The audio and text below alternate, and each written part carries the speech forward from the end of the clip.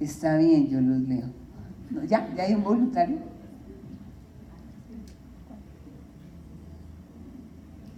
Ya. 1, Alcance. 2, Referencias normativas. 3, Términos y definiciones. 4, Principios de la auditoría. 5, Gestión de un programa de auditoría. 6 Realización de una auditoría. y 7. Competencia y evaluación de auditores. Ok, si tú misma me haces un favor y me dices, y la versión 2018, ¿cuáles son los 7 numerales? ¿Hay alguno diferente?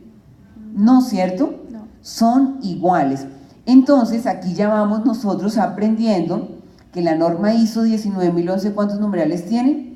7, y que son exactamente iguales a los que tenía la versión anterior.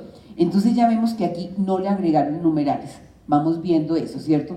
Conservaron los mismos 7 numerales que tenía la versión 2011. Vamos a ver en dónde está la diferencia. Ok, aquí empezamos. Aquí en el alcance, antes del alcance, nosotros tenemos acá una parte de introducción en donde se hace una descripción de los tipos de auditorías. ¿Cuáles tipos de auditorías se contemplan acá? En la versión que teníamos en el 2011 se hablaba de auditorías internas y de auditorías externas.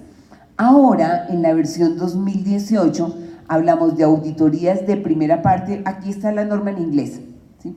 Y esto es la traducción. First Party Audit, Second Party and Third Party Audit. Auditoría de primera parte, auditoría de segunda parte y auditoría de tercera parte. Hay que tomar la traducción aquí, es auditoría de tercera parte. Entonces, esa es una de las principales diferencias, que con la 2011 nosotros hablamos de auditorías internas y de auditorías externas. Con la versión 2018, la clasificación de las auditorías son auditorías de primera, segunda y tercera parte. ¿Nos queda claro? ¿Y qué es una auditoría de primera parte? Es una auditoría interna, es una auditoría que yo hago de cualquier cosa dentro de mi organización, porque yo puedo auditar no solamente un sistema de gestión, yo puedo hacer una auditoría de la caja, o una auditoría de cómo se están recibiendo las muestras, o una auditoría de cómo se están transportando las muestras. Yo puedo hacer una auditoría de una parte de mi sistema de gestión, de un solo proceso, de un solo procedimiento, o puedo hacer una auditoría general de todo el sistema de gestión de la organización.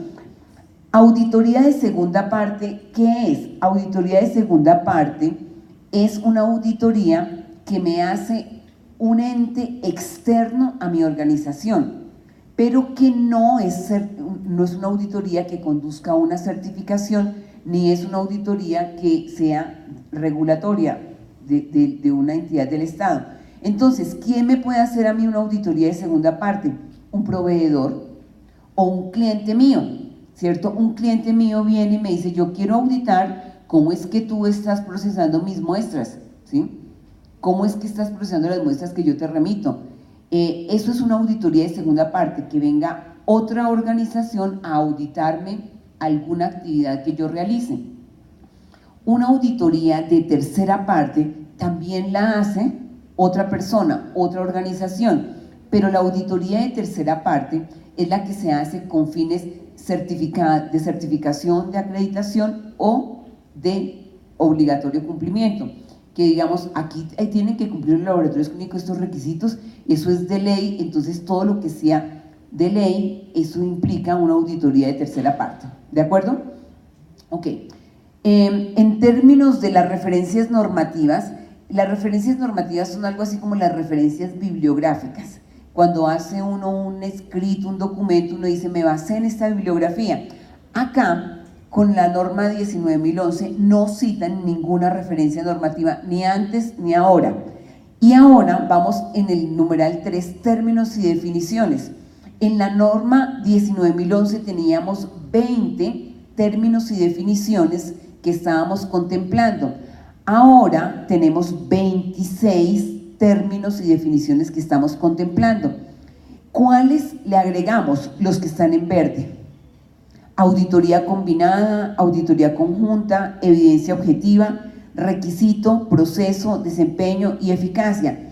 Y desapareció esta que era el término 3.12, que era guía, y el guía era una persona que el auditado podía determinar. Entonces viene alguien a auditarme, entonces yo digo, yo voy a recibir la auditoría pero necesito un guía, ¿sí? Esa figura desapareció. Auditoría combinada, ¿a qué se refiere? Auditoría combinada se refiere a que me están auditando más de un sistema de gestión. Les voy a contar nuestra experiencia. Nosotros somos certificados ISO 9001-2015 y recibimos la auditoría en febrero del año pasado. Y somos certificados ISO 27001, nos certificamos ahora como en septiembre, más o menos, ¿cierto? Fueron 2 auditorías independientes. Pero ya para marzo del 2018 vamos a hacer la auditoría combinada. Es decir, al tiempo va a venir un equipo auditor y nos va a auditar al tiempo 2 sistemas de gestión. Esto ahora se da porque ahora las organizaciones tienen más de un sistema de gestión certificado, ¿sí? Yo les contaba que nosotros, por ejemplo, tenemos certificación en 2, somos acreditados ISO 15189 en nuestro laboratorio y además estamos trabajando por otros sistemas de gestión. Entonces, cada vez más es común que ISO 9001-2015 no sea suficiente y uno tenga que implementar otros sistemas de gestión también certificables. Entonces esto se va dando más en las organizaciones que implementan más de un sistema de gestión y por eso entonces las auditorías ahora pueden ser combinadas. Auditoría conjunta. Una auditoría conjunta es cuando viene más de un ente a auditarme, entonces podría venir el Ministerio de Salud y otro tipo de organización. Entonces es que hacen una auditoría conjunta. Y ya estos términos pues ya son más específicos que no nos vamos a entrar aquí en detalle. Nos vamos con el numeral 4. Este me parece muy importante porque estos son los principios de la auditoría. Lo que está en azul es lo que estaba en la versión 2011 y se conservó con la versión 2018. Y lo que está en verdecito es lo que se agregó de la versión 2018. Entonces vamos a ver cuáles son estos principios. 1. Integridad. Integridad. El auditor tiene que ser íntegro. El auditor no se puede dejar sobornar, el auditor no se puede dejar manipular ni por el auditado ni por quien fue contratado, ¿sí? El auditor tiene que tener integridad. Presentación ecuánime.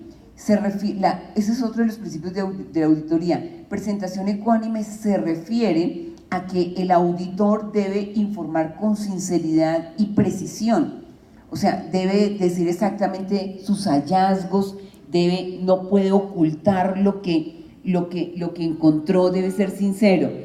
El debido cuidado profesional se refiere a que el auditor debe tener un juicio para determinar si ese hallazgo realmente conduce a una no conformidad o realmente no, ¿cierto? Entonces, esto se refiere al juicio profesional. Confidencialidad, se refiere a la seguridad de la información. El auditor no puede ir a auditar a una organización y ir a otra organización y decir, no, es que eso allá no, tienen un montón de no conformidades, allá esos procesos son sin rigor, no. Cuando el auditor hace una auditoría, esa información es confidencial, no puede divulgarla. La independencia habla acerca de la objetividad y la imparcialidad que debe tener el auditor para hacer una auditoría. No puede estar sesgado, aquí es como me cae mal y es que espere y verá quién yo lo voy a auditar. Así debería ser. Pero yo les cuento que yo a veces escucho que a veces se hacen unas auditorías que el auditor se pone bravo y que grita. No, el auditor no se puede poner bravo, ¿cierto? Que el auditor regaña, no, el auditor no puede regañar, ¿sí? El auditor tiene que ser ecuánime, el auditor tiene que ser respetuoso, no puede estar maltratando al auditado. A veces se reciben auditorías en donde se nota claramente que el auditor no tiene una formación como auditor y que no se ha leído nunca la 19011. El enfoque basado en la evidencia. Este principio de la auditoría se refiere a que si yo voy a auditar un requisito y le voy a decir, usted sí verifica la hemólisis de sus muestras antes de procesarla, y el profesional de laboratorio me puede decir, sí, yo sí lo hago. ¿Yo le creo? No. Tiene que demostrarme de que lo hace, o sea, tiene que haber una evidencia objetiva, tiene que haber evidencia. Entonces yo le tengo que decir, deme evidencia objetiva de que usted realmente identifica las muestras hemolizadas. ¿Cómo me lo puede demostrar? Por un registro, ¿cierto? Diario, yo tengo, mire, este es el registro que yo tengo, tantas muestras, estas han sido hemolizadas. Esto de el enfoque basado en la evidencia se refiere a eso. Yo tengo un dicho que, entre comillas, aquí digo, el auditor, esto para mí es como que el auditor no puede comer cuentos, ¿cierto? De que yo le diga, no, es que yo sí lo hice, no, muéstremelo, déme evidencia objetiva. Si no me da evidencia objetiva, no puedo cerrar una no conformidad o no puedo decir que sí está conforme un requisito que estoy auditando. Y el que se le agregó en la versión 2018 es este, es el enfoque basado en el riesgo. Y acá lo que se pide ahora con la norma de 2018 es que el auditor tenga un enfoque basado en riesgos y oportunidades. ¿Y esto por qué? Porque la ISO 9001-2015 tiene la mayor diferencia de la ISO 9001-2015 con la ISO 9001-2008 es el enfoque basado en riesgos y oportunidades, que a mí personalmente me encanta. Y ahora hay muchos movimientos para identificar riesgos y tiene mucho sentido. Uno en la vida debería estar identificando continuamente los riesgos que tiene, pero no solamente los riesgos, sino también las oportunidades. Todos en la vida tenemos riesgos y todas las organizaciones tenemos riesgos, pero también todos tenemos oportunidades. El enfoque de ISO 9001-2015 y ahora de la 19011 es que durante la auditoría se debe considerar el enfoque basado en riesgos y en oportunidades. ¿Y de qué se trata esto?